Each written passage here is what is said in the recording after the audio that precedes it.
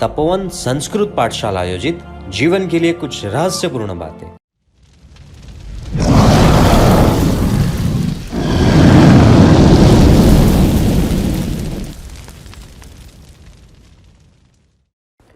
रति अरति 18 पाप स्थानकों में 15वां पाप स्थानक है रति अरति।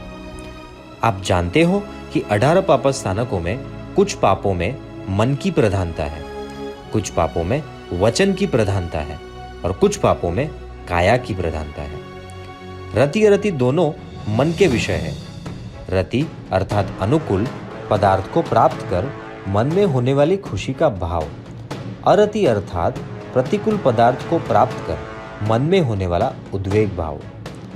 रति अरति दोनों का संयुक्त एक ही पापस्थानक कहाँ है, क्योंकि एक ही पदार्थ में रति होती है और समय बीतने पर उसी पदार्थ में अरति हो जाती है, अथवा आज जिस पदार्थ के प्रति अरति का भाव है, समय बीतने पर उसी पदार्थ पर रति का भाव पैदा हो जाता है। जैसे एक ही वस्त्र एक ओर से कर्कश और दूसरी ओर से मुलायम है, तो वस्त्र के कोमल भाग को पहनते समय मन में रति का भाव पैदा होता है और कठोर भाग को पहनते समय मन में अरति का भाव पैदा होता है। इच्छित वस्तु प्राप्त न हो तो मन में अरति का भाव पैदा होता है और समय बीतने पर उसी वस्तु की प्राप्ति हो जाए तो मन में रति का भाव पैदा होता है। एक वस्तु की प्राप्ति में रति का भाव पैदा होता है और उसी वस्तु के नष्ट हो जाने पर मन में अरति का भाव पैदा हो जाता है। बाह्य पदार्थ में रति और अरति का भाव अपनी आत्मा के संसार को बढ़ा देती है। अतः यदि रति करने की आदत ही पड़ गई हो तो आत्महित कर संयम आदि में रति और आत्म अहित कर असंयम में अरति करनी चाहिए। संयम में रति और असंयम में अरति करने से आत्मा अपने विकास के पथ पर ही आगे बढ़ती है। अपनी आत्मा में राग द्वेष को जो भाव पैदा होते हैं उनका मुख्य कारण अरति रति का भाव ही है।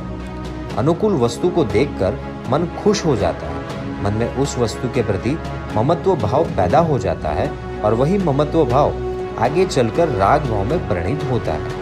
उसी प्रकार प्रतिकूल वस्तु को देखने के बाद मन में जो उद्वेग अरति का भाव पैदा होता है, उसी के फल स्वरूप आगे चलकर उस वस्तु के प्रति द्वेष भाव पैदा होता है।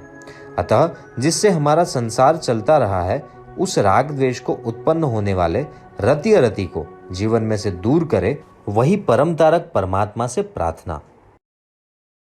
ऐसे वीडियोस देखने के लिए इस वीडियो को लाइक करें, हमारे चैनल को सब्सक्राइब करें और बेल आइकन पर क्लिक करें